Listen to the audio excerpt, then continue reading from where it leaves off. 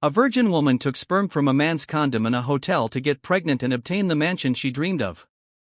But her grandfather became angry and ordered that the man responsible be found. She had formed her own plan to make this happen. Can you believe someone would go to such extremes for a mansion? Stay tuned to Dark Voices to find out how this shocking plan unfolds. A young woman named Jessica was sitting at the dining table with her family. Along with her mom and dad, her grandfather and grandmother were also present, and her cousins were there too, their eyes shining with excitement over the news they had heard. Jessica's grandfather had announced that whoever in the family gave him a great-grandchild first would be the one to inherit his mansion. Shayna, one of Jessica's cousins, smirked and spoke up. "Looks like I'm getting that mansion because I have a boyfriend," she declared, casting a smug glance at Jessica. "Jessica, it seems impossible for you. You don't even have a boyfriend yet, right?" Jessica's jaw tightened, which only made Shayna grin more broadly. "Don't worry, Grandpa," Shayna went on, "my boyfriend and I already have a plan. I want your mansion, so I'll give you whatever you want." Grandpa turned to Jessica and asked, "And how about you, Jessica? When are you getting a boyfriend? I heard you're working in a hotel these days." Jessica's mom answered on her behalf, "Dad, she just wants to explore a little before taking the position you set aside for her." "Ridiculous," Grandpa muttered, shaking his head.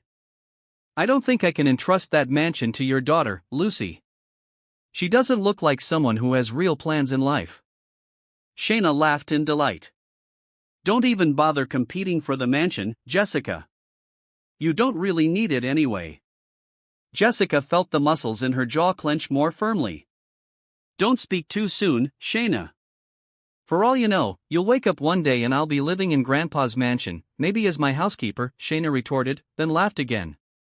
"Don't kid yourself about getting pregnant, Jessica. First, dream of having a boyfriend. You can't exactly impregnate yourself, you know. You need a partner." What will Jessica do to turn the tables on her smug cousin? Keep watching Dark Voices to see how this family drama escalates. Grandpa then raised his hand slightly and tapped the table, causing everyone to fall silent.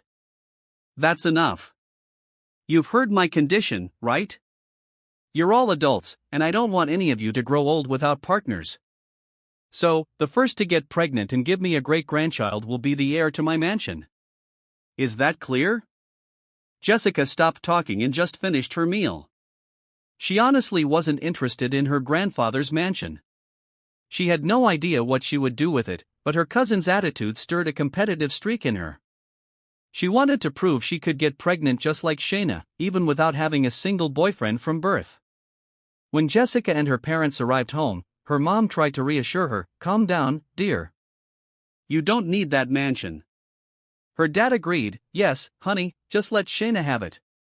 We don't want you rushing into things." Jessica nodded and forced a small smile. She knew how lucky she was in life, having parents who were kind and fairly well off. Yet, she often wondered where her own personality came from since she was nothing like her kind, gentle folks.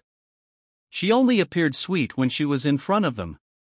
The moment they weren't around, her real attitude emerged, and her cousin Shayna always knew how to bring it out. She was already 29 years old. Some people claimed that reaching that age without a partner made it difficult to find someone, but Jessica didn't believe that. She had never been very interested in men, didn't feel she needed one, and was content with her current situation. She also worked as a housekeeper in her friend's hotel. Her friend had been shocked by that decision because there was a much higher position available to Jessica, but she wanted to experience firsthand the struggles of ordinary employees. After 3 months, she found herself enjoying the job, at least somewhat. She learned a lot about the reality of people who worked each day just to put food on the table. That afternoon, Jessica was about to knock on the door of room 69 alongside her coworker Marie when she heard a woman's moans from inside. The sound suggested things were getting quite steamy, loud enough to be heard in the hallway. Jessica and Marie exchanged uneasy looks, noticing how red Marie's cheeks had become. "Are you sure they requested a housekeeper?" Jessica asked. "It sounds like they're not done with their live show." "I don't know, Jessica," Marie replied. "Room 69 specifically asked for housekeeping, but it looks like they haven't finished yet." She scratched her head. I'm sure we'll be picking up used condoms again. Jessica wrinkled her nose. Is this person a regular guest? Oh, more than a regular, a VIP. He's very fond of room 69, so he can bring in different women, Marie said with a sigh. Last time I cleaned that suite, I picked up 3 used condoms. I was so grossed out, but I couldn't complain. I can't afford to lose my job. That man sure knows how to have fun, but he can't manage to throw his trash away properly. Jessica shook her head, already forming a negative impression of this particular guest. She and Marie waited outside for almost an hour until the door finally opened. A scantily clad woman stepped out, her top so revealing it barely covered her chest.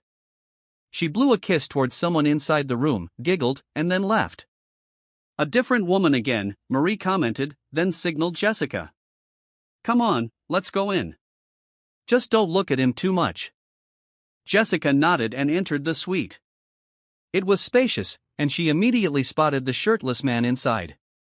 He stood with his back to her, studying something on his phone, looking very serious, as though he hadn't just been engaging in anything questionable.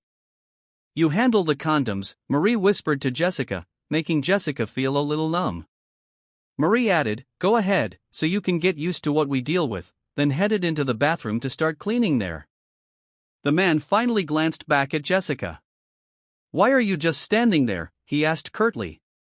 I called housekeeping to clean the room, not for you to stand around like a statue. Jessica's cheeks flushed, not from attraction but from irritation. Ah, okay, sir, she replied.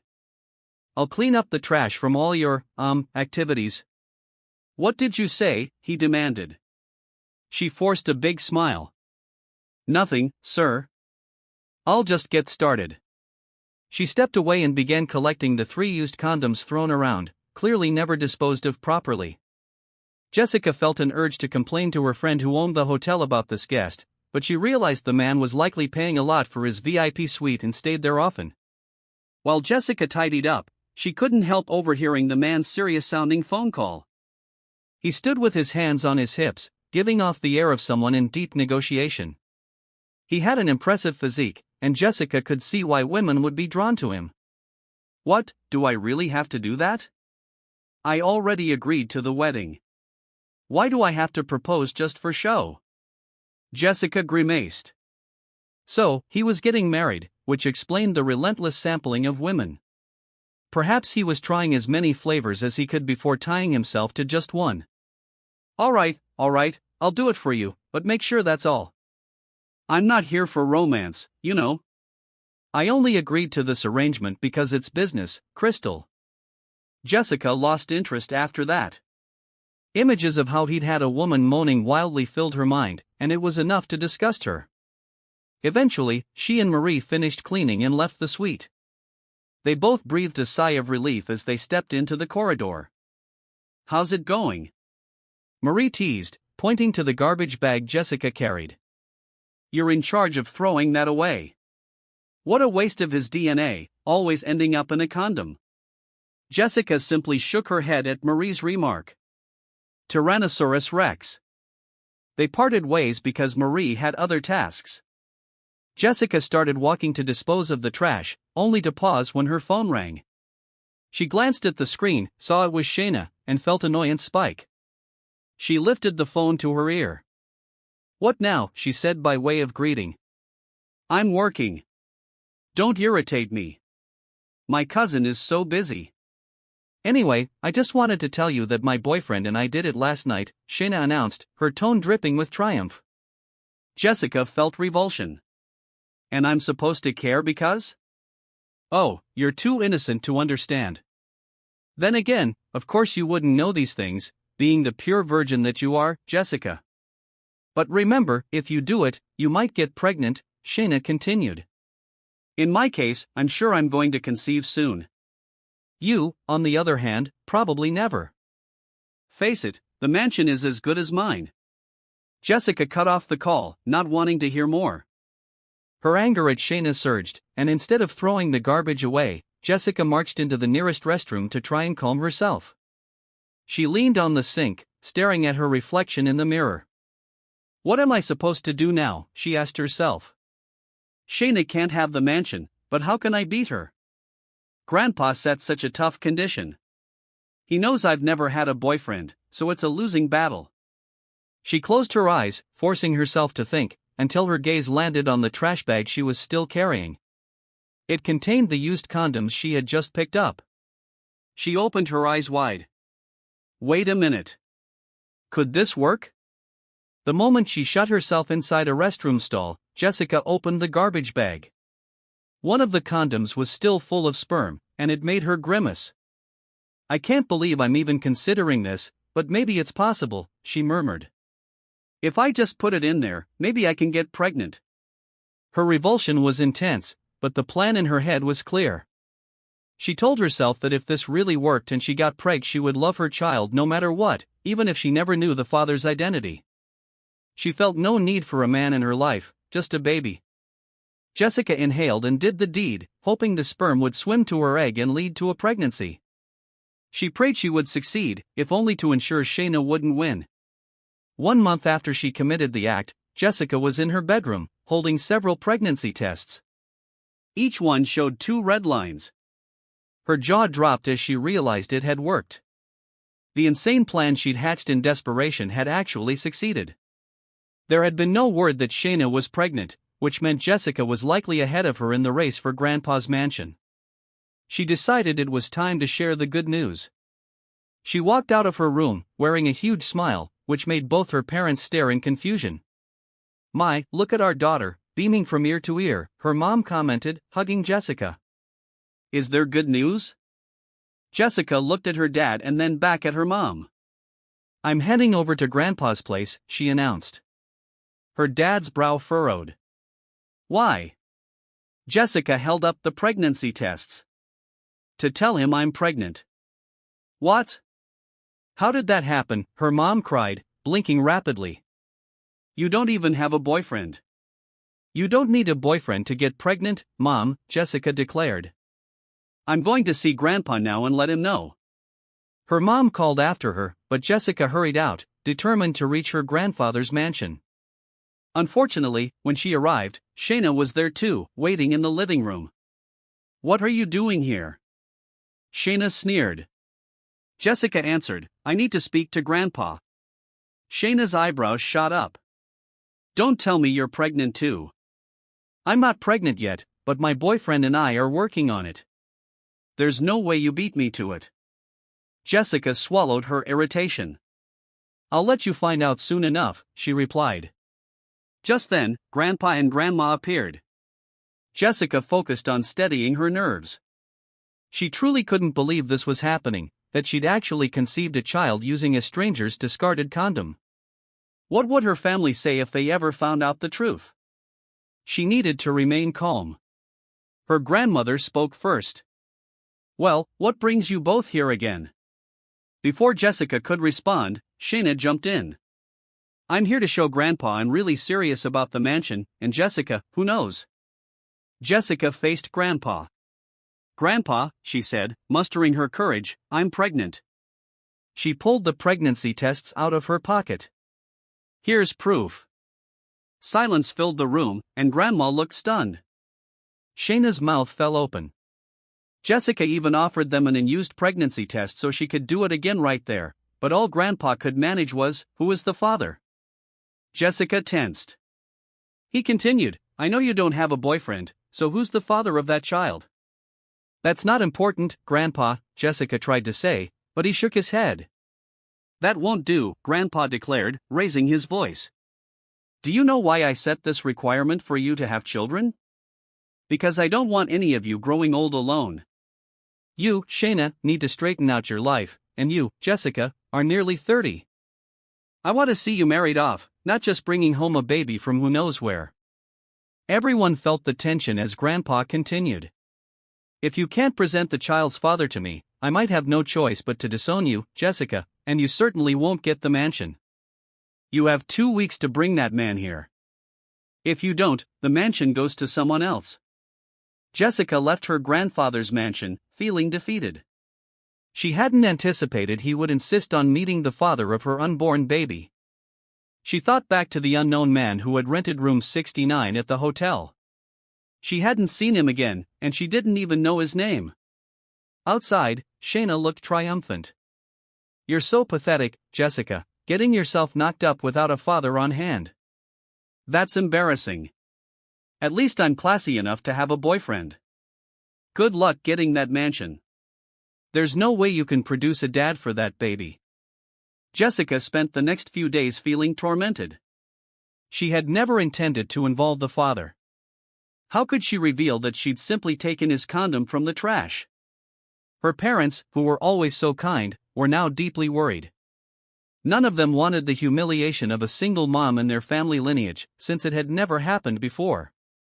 "Just tell us who he is, honey," her mom pleaded. "You don't need that mansion." Her dad agreed. "You really don't need to ruin your relationship with Grandpa for it." Jessica cut them off. "I'm going to find him and bring him here. I won't be disowned, and I will be the new owner of that mansion." She sought out her friend Oriana, who owned the hotel. Jessica explained everything, leaving Oriana stunned. "I can't believe you did this," Oriana said, covering her mouth. "Oh my goodness, Jessica." Jessica stood firm. "I know, but I need you to help me find the guest who stayed in room 69 that day. You have a record of everyone who booked that suite, right?" "That information is confidential," Oriana complained. "I'm not supposed to share it."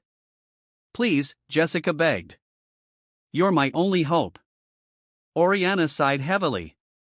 "Fine, I'll check, but you're truly unbelievable." Jessica forced a grin. "I just can't bear to lose to Shayna. Besides, you know me. I always do things my own way." Eventually, Oriana produced some details. The man's name was Greg Vygotsky, a 32-year-old businessman from a wealthy family. Jessica was stunned that such a man existed. Oriana rolled her eyes. "Yes, and apparently he turns our hotel into his private playground with different women every night." Jessica glared, remembering that she only needed him to show up once. "I just need him to stand in front of my grandfather. After that, I'll figure things out." Meanwhile, Greg was preparing to propose publicly to his fiancée, Crystal, as part of a business arrangement. Their families expected an engagement, and he had already agreed to a wedding for the sake of expanding both families' businesses. Greg loaded flowers and a ring into his car, feeling somewhat exasperated. His friend Jay teased him along the way. "Are you seriously going to propose to her in front of a crowd? You don't even love her." Greg sighed. "This is what Crystal demanded.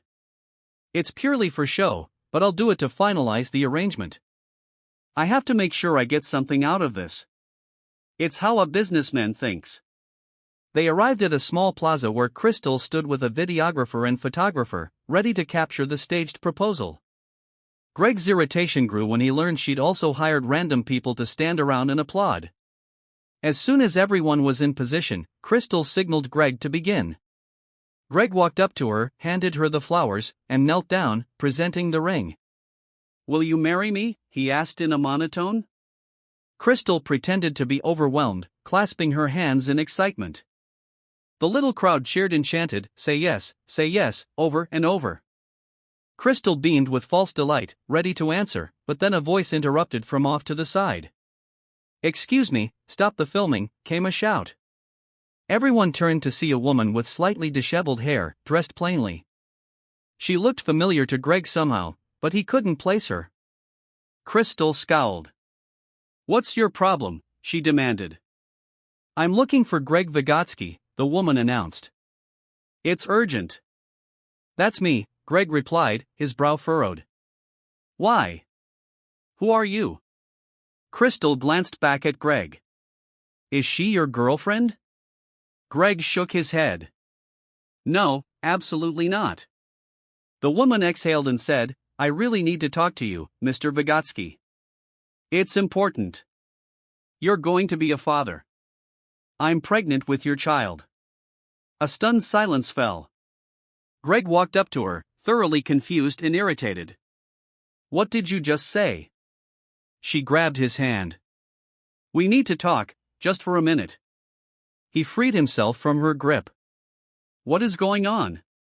She steered him away from the plaza into a quieter corner. He waved off his bodyguards, who had been about to intervene. Crystal, behind them, shrieked in protest but didn't follow. Once they were alone, Greg demanded, "Tell me exactly what you mean. You're pregnant with my child?" "That's impossible." She responded by bowing her head apologetically. "I'm sorry, but I took a condom you threw in the trash at the hotel. It had your, stuff in it. I used it on myself to get pregnant." Greg's eyes went wide, and the hair on his arm stood up. "Are you serious? How could you?" She apologized again. "I really am sorry. I won't make you responsible for it. I only need you to show up for one day. You don't have to do anything else or look after me.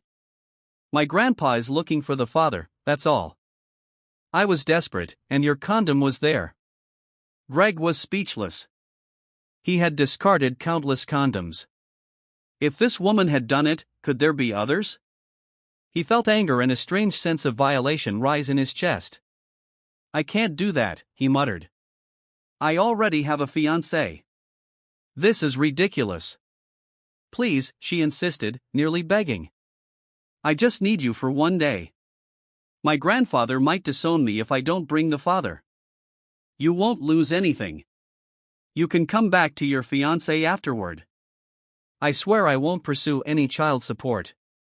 I'm fine being a single mom, and I'll love my baby, but I can't lose my family." Greg narrowed his eyes. "How am I supposed to believe any of this?" She said, "Wait until the baby is born if you want. If the child looks like you, then you'll know I was telling the truth. But you'll have no obligations. Just please come to my grandfather's place once. After that, you can walk away." He grabbed her by the arm and pinned her against the wall. Her expression quickly shifted to alarm. "I don't have time for your nonsense," he told her, voice tight. "Don't ever show up like this again, or you won't like what happens." He left her standing there, feeling humiliated. He returned to the plaza, where Crystal was nowhere to be found, and left in his car. The woman he'd left behind was Jessica. She felt terribly weak after that encounter. She hadn't thought he would show up just for her sake, but at least she had tried. The days passed, and eventually, the 2-week deadline approached, the day Jessica had to return to her grandfather's mansion. She was certain he would disown her in front of the entire family. Still, she had no choice but to face him. Upon arriving, she found Shayna already seated, looking overjoyed. "There you are, Jessica," Shayna mocked. "I'm sure Grandpa's going to kick you out of the family now that you don't have the father to show him. Oh, and by the way, I'm still working on getting pregnant, but at least I have a man to stand by me." "You're just pitiful." Before Jessica could respond, Grandpa and Grandma came downstairs. Shayna ran to greet them, quickly taking Grandpa's hand in hers. "Grandpa, Grandma, I have some good news. I'm pregnant, and my boyfriend is on his way to formally ask for my hand in marriage." Grandpa's face showed cautious approval. "Well, that's what I wanted to see, children in happy relationships. You all rushed a bit, though. I didn't say you had to conceive right away." Grandma patted his arm. "Times are changing, dear. People do things differently now." One of the household staff approached. "Excuse me, there's a visitor here." Shayna gasped in excitement. "That must be my boyfriend," she said and smiled broadly. The staff member let the visitor in. Everyone turned to see a tall man enter the room, looking confident despite the tension. Jessica's heart nearly stopped when she recognized Greg, the same man who had refused her in the plaza. Fascinating, right? She had no idea why he would be here now. "Good afternoon," the visitor said in a low voice. "I'm Greg Wilson, and I'm here as this young woman's boyfriend." He gestured toward Jessica. Everyone else in the room froze in place. Shayna's jaw dropped, and Grandpa sat forward in his seat. "Wait, you're Jessica's boyfriend? She told me she didn't think you would come today." Jessica stood up abruptly, feeling her pulse thunder in her ears. It was true she had given up on him coming, and now she had no idea what to say. She stared at Greg, stunned that he'd arrived to bail her out. Grandpa's tone turned firm. Jessica, do you mean you lied when you said you weren't sure he'd be here? Jessica struggled to find a response, her gaze darting between her grandfather and Greg. Meanwhile, Greg maintained a cool, collected expression, as though he had everything under control. He gave Jessica a brief look that conveyed a mix of warning and reassurance, leaving her with no choice but to play along. And so, the situation led them all to Grandpa's study for a more private conversation. Jessica's entire future, along with that of her unborn child, now hung in the balance, and Greg's unexpected arrival cast everything in a new, mysterious light. Jessica continued waiting in the living room, still across from Shayna, who now sat quietly without smirking. She couldn't stay calm, worried that Greg might tell Grandpa about what she had done. Soon enough, Grandpa summoned Jessica to his study, so she followed. There, she saw Greg sitting on the sofa like a king, while Grandpa stood facing him. "Take a seat, Jessica," Grandpa said. Jessica sat down beside Greg and clasped her hands. Grandpa spoke again. "I've talked to your boyfriend, and we discussed something." Her brow furrowed. "What is it, Grandpa?" "That you two should get married before your belly gets any bigger." "Huh?" Jessica blurted. But Grandpa's own forehead creased. "Why do you look so surprised? Shouldn't you be happy that this man of yours is here? I don't care if he's from a wealthy family. He needs to marry you because you're pregnant with his child." In truth, Jessica wanted to say, "He didn't actually get me pregnant. I got myself pregnant. He only contributed the sperm, and I'm still a virgin at heart. Besides, I never planned to marry anyone." Instead, she stammered, Grandpa, I told you we'd broken up, so he can take responsibility for the baby without marrying me." Jessica glanced at Greg and forced a smile. "Right? Well, my dear, he's the one who offered," Grandpa replied. Jessica was about to respond, but Greg spoke first. "I've already told him I'm willing. Grandpa has also said the mansion will be given to you because he and Grandma are moving to the States. He only asks that you two marry before they leave." Jessica exited Grandpa's study, feeling so weak, even though she understood everything he had said. She couldn't accept that she was about to get married. Of all her cousins, she'd been the one they least expected to wed, yet here she was, about to walk down the aisle first. "Let's talk," came a voice, startling her. Greg stepped in front of her, snapping her back to reality. She didn't know what his plan was. She remembered him rejecting her and not believing her story. "Then you offered Grandpa to marry me? Is this your way of saying you finally believe me, even if it sounds absurd?" She brushed past him, but he followed. "You should have told me you wanted a child. I could have helped you out. We could do it naturally," he said. Jessica looked back at him, horrified. "My goodness, Greg, you already have so many women. My baby can't be the only one you fathered." He shrugged. "Well, I can't take back my promise now. Besides, you don't have a boyfriend, right? So, from now on, I'll be your boyfriend." She didn't take him seriously and headed home. She remembered all too well that Greg had once proposed to a gorgeous woman at a plaza, someone who looked more like a celebrity compared to her. In Jessica's mind, Greg had no reason to follow through with this plan. 2 months passed. Grandpa and Grandma officially transferred ownership of the mansion to Jessica. She was shocked they truly gave it to her. They also granted Shayna her own piece of property, so there would be no fighting. Jessica soon had a simple wedding ceremony with Greg Vygotsky.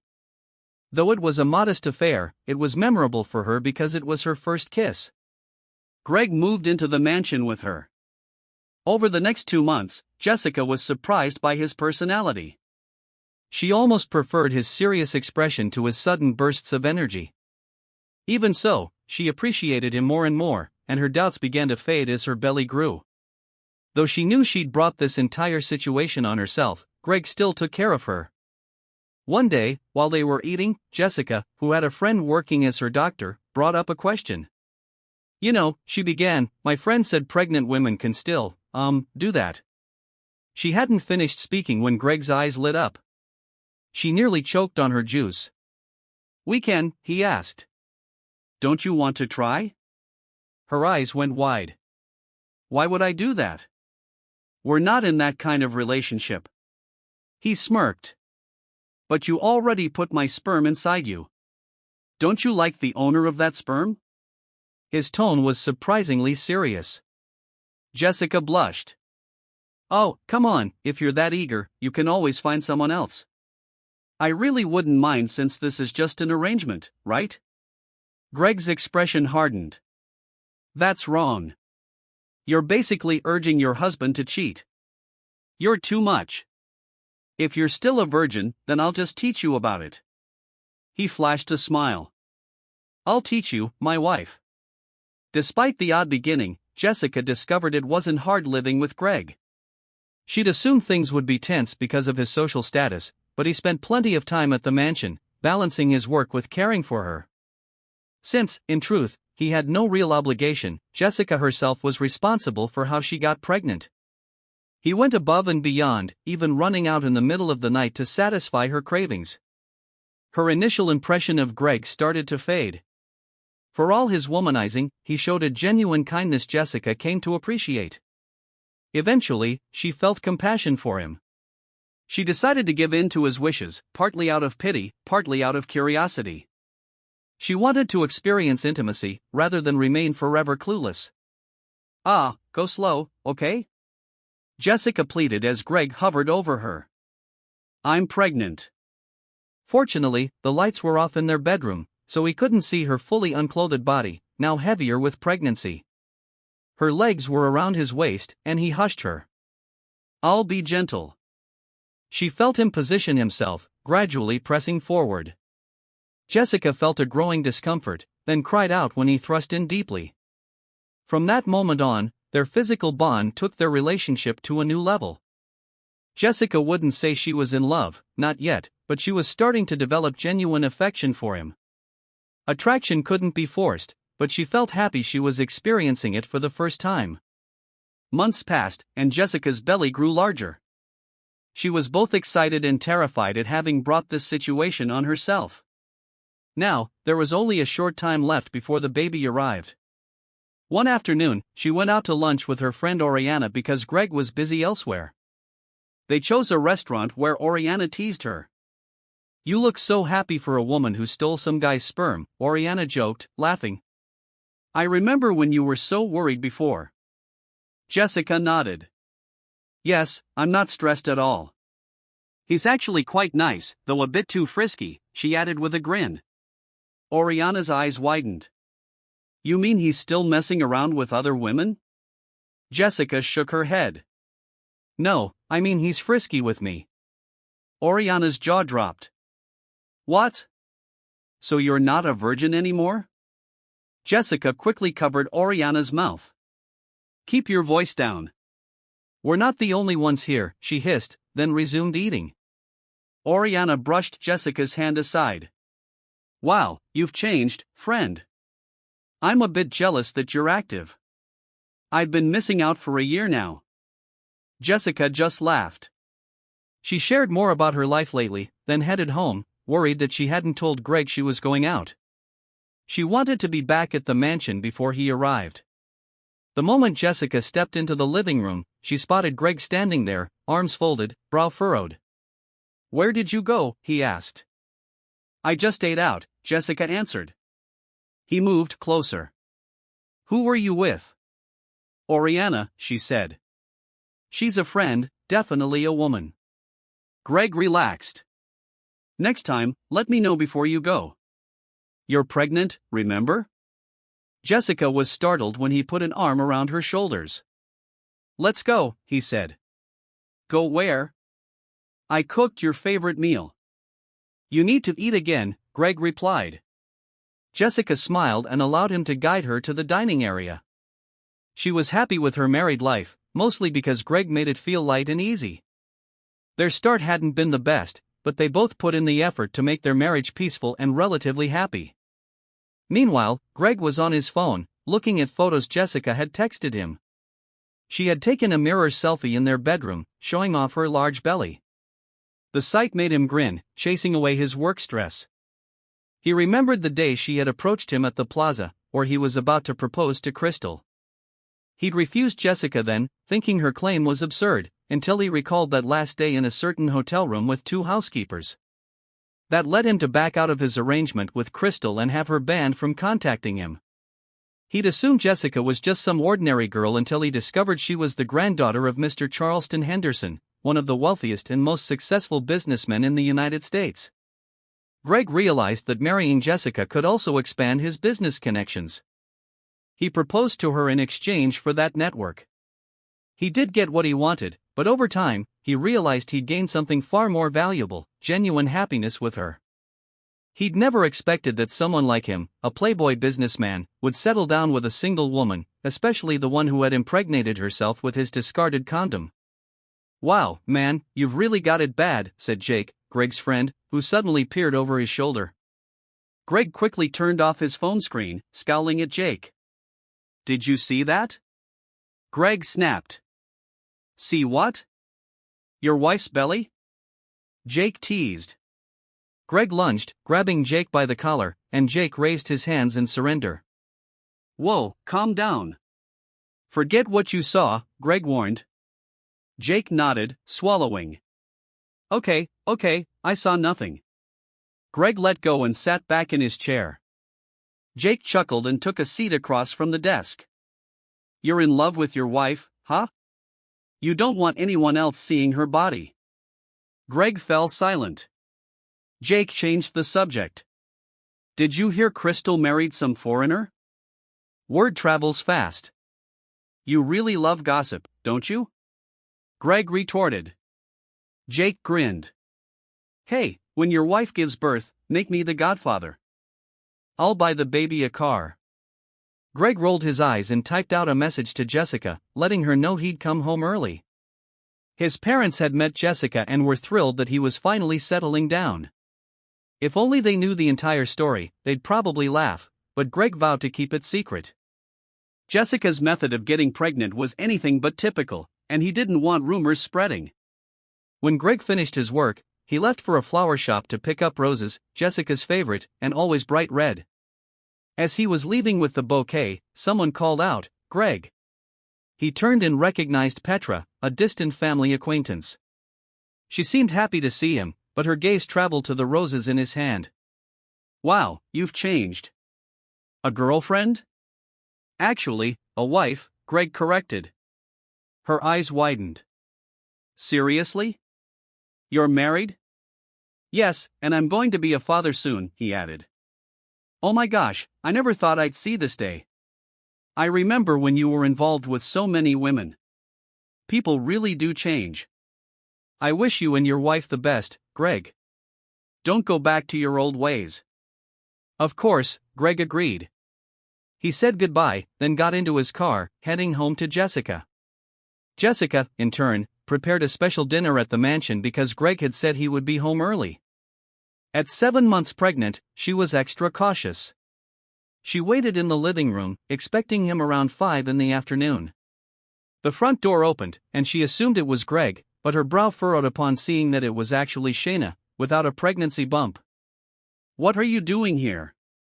Jessica demanded. "Am I not allowed to visit?" Shayna shot back, arching an eyebrow. Jessica noticed she was carrying a suitcase, which deepened her confusion. "Why are you carrying that suitcase?" Shayna smirked. "Because I've decided to live here in the mansion. I left home, and I broke up with my boyfriend, so I'm staying." Jessica's eyes widened. "You're going to live here? How dare you just barge in without asking me?" Shayna brushed her off and walked deeper inside. "Sure, I can. There are plenty of rooms here. If you don't like seeing me, then don't bother me." She sniffed the air, set down her suitcase, and headed for the dining area. Jessica hurried after her. "Wow, is it someone's birthday?" Shayna asked as she sat at the table and scooped rice onto a plate. Jessica rushed forward to stop her. "Hold on a minute, Shayna," Jessica insisted. I'm hungry, Jessica. Don't tell me you're going to deprive me of food too. So, this is the famous mansion. Where are all your housekeepers? They're busy or off for the day, Jessica said. No one's available to serve you here. Also, Grandpa gave you something, a property of your own, so you didn't leave empty-handed. And he gave others to our cousins too. I sold mine. I needed money. I trusted my boyfriend, but after he got what he wanted, he left me. So, here I am, Shayna said. She picked up a cake knife and began slicing. I'm going to eat. Jessica felt all her excitement about Greg's special meal drain away. Though Shayna's behavior was appalling, Jessica decided to let it go because she did seem genuinely hungry. Your husband is pretty good-looking, Shayna suddenly remarked. He's yummy. Where'd you find him? I never thought someone like you could snatch a guy like that. Did you just open your legs? If I were his wife, I'd make sure he was never bored. This mansion is boring, just like you. Jessica's patience snapped, and she slammed a hand down on the table, startling Shayna into silence. Get out, Shayna. I don't want trouble. You have your own place. Go there. We're not close, so don't act like this is your home. Shayna simply smiled. Oh, are you mad because I'm only telling the truth? Get out, Jessica repeated. I don't want to, Shayna shot back. Jessica's temper flared. She grabbed Shayna's arm, trying to drag her away from the table, but Shayna seized Jessica's hair and yanked hard. Ow, what are you doing? Jessica cried. I've wanted to do this to you for so long, Shayna snarled. I've always been jealous of you. What do you have that I don't, Jessica? I'm sick of it. Shayna wrestled Jessica's hair, hauling her out of the dining area. A housekeeper who happened to be cleaning the living room saw them and gasped in shock. Ma'am, the housekeeper yelled, running toward them, but Shayna shoved her aside so that she fell to the floor. What's wrong with you? Shayna, let me go. Jessica screamed, but Shayna gripped her hair even tighter and pointed a finger in her face.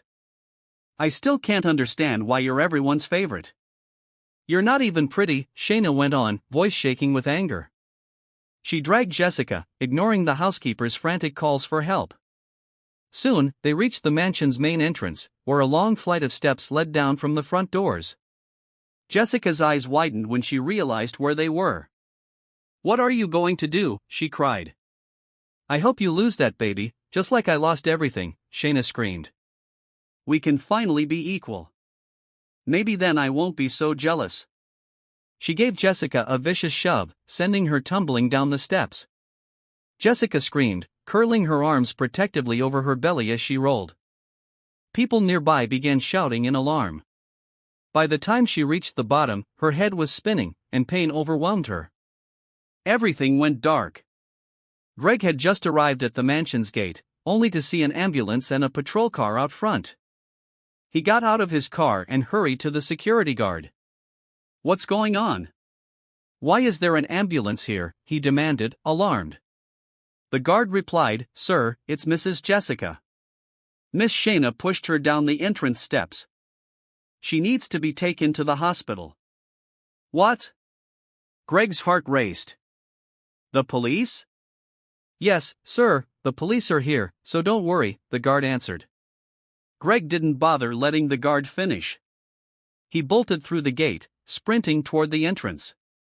A cluster of housekeepers stood near the ambulance, some of them in tears. Greg rushed over, feeling himself turn pale at the sight of Jessica, unconscious on a stretcher, blood staining her head. A police officer was leading Shayna away, apparently in shock. Greg climbed into the ambulance, practically yelling at the driver to go. He felt his wife's cold hand in his, guilt and fury flooding him all at once. He wanted to scream at the housekeepers for not protecting Jessica, but he knew it was his fault too for becoming complacent. This was the first time he'd ever felt true fear, terrified of losing both Jessica and the baby she carried. They reached the hospital, and doctors and nurses immediately began attending to Jessica. Greg was so distraught he nearly punched a wall, only to be stopped by Jake, who had followed him. I'm sorry, bro, Jake said. Everything's going to be okay. Greg wanted to believe him, but he knew the fall had been from a considerable height, over 50 steps. Soon, a doctor emerged from the operating room and approached Greg. "Sir, may I speak with you?" the doctor asked quietly. Jake stepped back to give them space. Greg's voice was trembling. "Doctor, is my wife going to be all right? What about the baby?" The doctor's tone was grave. "Your wife and baby are both in critical condition. There's extensive internal bleeding. We don't have enough time to save both." Greg's blood ran cold. "What do you mean? You're a doctor. Please, I'll pay anything. Just save them both." "We'll do everything we can," the doctor answered, "but we need your decision. Which one should we prioritize, your wife or the baby? Your wife is 7 months pregnant, so the baby is viable but premature. If we perform an emergency C-section to save the baby, your wife will be at greater risk. If we focus on stabilizing your wife, the baby likely won't survive." Greg sank onto a seat, tears spilling from his eyes. He clutched his head in his hands, shoulders shaking. Jake tried to console him, but Greg felt torn apart. The baby was the reason he had met Jessica at all, but he couldn't bear losing Jessica herself, especially not now that he had realized his feelings for her. He closed his eyes, tears rolling down his cheeks. "I'm so sorry, baby," he whispered to the child he might never meet. "I can't lose your mom. I hope you understand. I want you both, but I have to decide." Jake placed a hand on Greg's shoulder, and Greg looked at him. Jake nodded silently, encouraging him to give the doctor an answer. Greg took a shaky breath and faced the doctor. "Save my wife." As he spoke, he felt his heart shatter. He knew that when Jessica woke up, her grief would be overwhelming, and he could only pray she would forgive him. Jessica slowly opened her eyes, waking from what felt like a long dream. She had dreamed of her child with Greg, already grown, running along a beach, and they had been chasing after him. But now, as reality returned, she felt a heaviness inside. She saw a white ceiling and realized she was in a hospital room. Memories of being pushed down the mansion steps flooded back, and she gasped. Her mind rushed to the baby. She looked down at her stomach and went pale. It was no longer round. "What happened?" she whispered. She sat up in a panic, her heart beating so fast she thought it might burst. Greg opened the door and came in, startled to see her awake. He rushed over, placing his hands gently on her face. Jessica's eyes were wild. "Greg, what happened to my belly? Is our baby okay?" Greg pulled her into a tight hug. "I'm sorry," he whispered, voice trembling. "I'm so sorry. I chose you. I chose you over our baby. Please forgive me." Hearing his words, Jessica froze in shock. Gradually, the impact of what had happened sank in. Tears spilled down her cheeks. She hugged him back, and they sobbed together, mourning the loss they had never wanted. Grandpa and Grandma returned from abroad the moment they heard what happened. Jessica's entire family moved to file charges against Shayna for her actions. She did not resist arrest and seemed resigned to the consequences. Jessica was furious. She knew Shayna had always envied her, but she had never expected Shayna to go so far as to commit violence. Jessica had expected that her relationship with Greg might fall apart, now that the baby, one major reason for their marriage, was gone. But Greg stayed with her through it all. They mourned together, working hand in hand to move forward. Neither left the other's side, proving they were stronger than their circumstances. Still, Jessica realized Greg might feel trapped in their marriage. One day, after their baby's death anniversary, she spoke to him. "We can separate now, Greg. I'm sorry for everything. I'm sorry for stealing your sperm. I know you deserve to be happy." She smiled at him, though her heart twisted in pain. She had grown to love him, but he had no idea how deeply. "All right," Greg said, nodding. "Let's separate. It's been a year since we lost our baby, so maybe it's time to let go." Jessica's lips trembled for reasons she couldn't explain. "I'll file for the divorce." I'll go back to my parents for a while. Thank you for everything, Greg. She turned away, intending to walk out of the cemetery where they had been visiting their child's grave. But before she'd gone far, Greg shouted, "I'm going to marry you again and give you children. You don't have to steal my sperm anymore. I'll give it to you freely." She spun around, eyes wide, and saw him striding toward her. He wrapped his arms around her and kissed her firmly on the lips. When they separated, he pressed his forehead to hers and said, "I'm marrying you again, Jessica, because I love you. Don't worry, I'll give you plenty of children. It's not too late for us. Just promise you'll love me back." Tears welled in Jessica's eyes, and she whispered, "I love you too, Greg, and yes, I'll marry you again." They held each other in a fierce embrace. Soon, Greg organized a second wedding ceremony in a church, inviting many guests. This time, it was well planned. Jessica's parents even walked her down the aisle, in tears of joy, something they hadn't done the first time in that rushed, simple wedding. Greg reintroduced Jessica to his family, who welcomed her warmly. Although she was turning 30, she realized it was never too late to build a family, especially when given a second chance. Only 2 months after their second wedding, another blessing arrived. Jessica discovered she was pregnant again. There was no need to gather any discarded sperm this time. Greg made sure of that. They both vowed to protect this child, grateful for another chance from above.